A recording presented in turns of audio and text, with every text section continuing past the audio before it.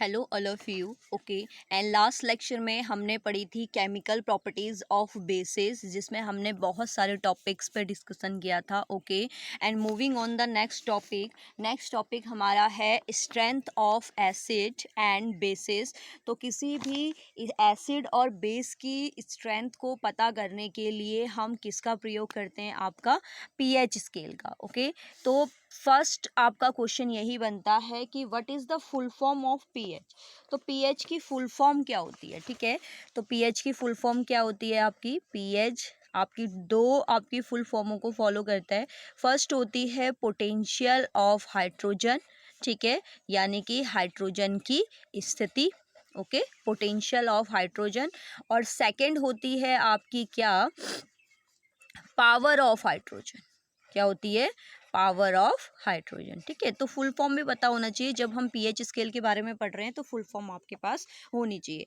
तो आप ये कहेंगे कि पीएच की full form potential of hydrogen या आपकी पावर ऑफ हाइड्रोजन होती है। इससे हम ये पता लगाते हैं पीएच स्केल से कि कौन एसिड होगा, कौन बेस होगा और कौन क्या होगा? सॉल्ट होता है। तो जो पीएच स्केल होती है, ये पीएच स्केल पे आपके क्या होते हैं? 0 to 14 नंबर्स आपके राइट होते हैं। यानी कि ये स्केल कितने से होती है? 0 से 14 होती है।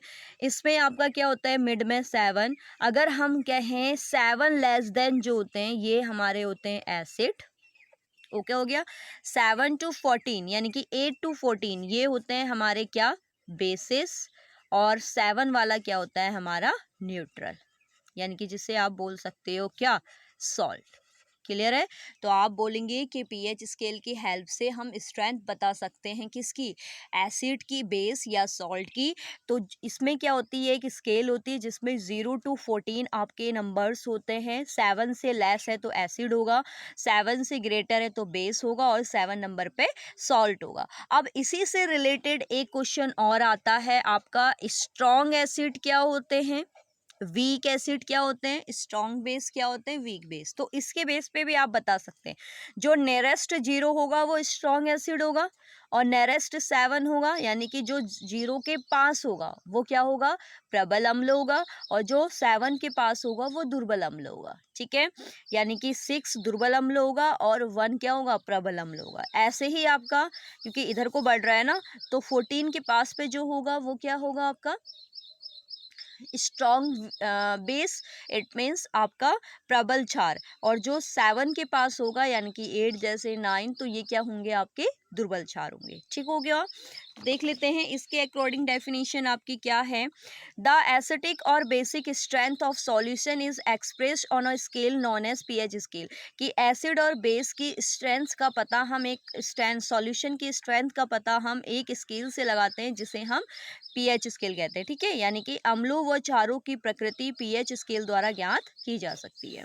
इसके बाद है pH of a solution in numerical value of the negative power to which 10 must be raised in order to express it hydrogen ion concentration in molecule per litre. यानी कि क्या होता है ना, इसके लिए अगर जो अब आप ग्रेटर, अभी हम हाई स्कूल लेवल पे तो सिंपली पढ़ते हैं, बट ग्रेटर लेवल पे आपका क्या आ जाता है? पीएच बराबर हमारा एक फॉर्मूला यूज होता है माइनस का लॉग एच कंसंट्रेशन। ठीक है, इसका यूज करके हम निकाल सकते हैं।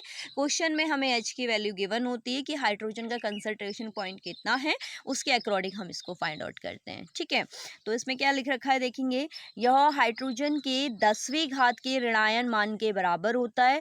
इसमें प्रति एकांक मोल पर हाइड्रोजन आयन की सांद्रता देखी जा सकती है। ठीक है, मतलब दो आप डेफिनेशन को फॉलो कर सकते हैं। एक तो हमें क्या है कि स्ट्रेंथ का पता चलता है और दूसरा हम ये कह सकते हैं कि नेगेटिव आयंस के अकॉर्डिंग भी आप इसको फाइंड आउट कर सकते हैं।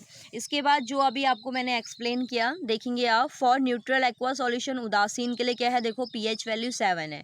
एसिड के लिए क्या है कि पीएच इज स्मॉलर देन 7, यानी कि छोटी होगी पीएच वैल्यू 7 से।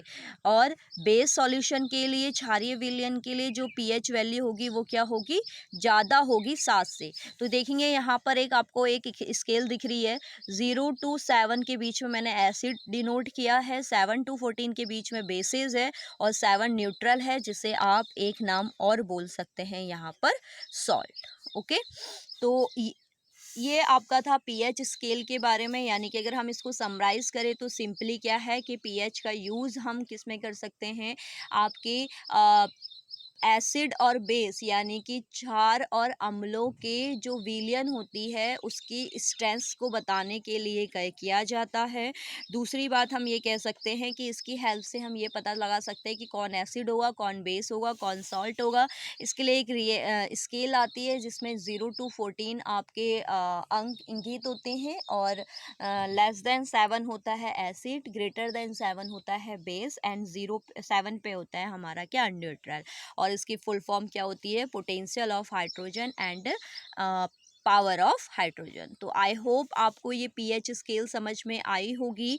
एंड नेक्स्ट वीडियो में हमारे जो 6 आपके मोस्ट इम्पॉर्टेंट टॉपिक है जहाँ से शॉर्ट क्वेश्चंस भी बनते हैं, जैसे कॉस्टिक सोडा, ब्लीचिंग पाउडर, और आपका प्लास्टर ऑफ पेरिस, जिप्सम, और आपका क्या है, तो ये सारे चीज़ें जो हैं आपके, इनमें से आपके हर साल क्वेश्चन 1 या 2 क्वेश्चन आपके बोर्ड एग्जाम में देखने को मिलेंगे।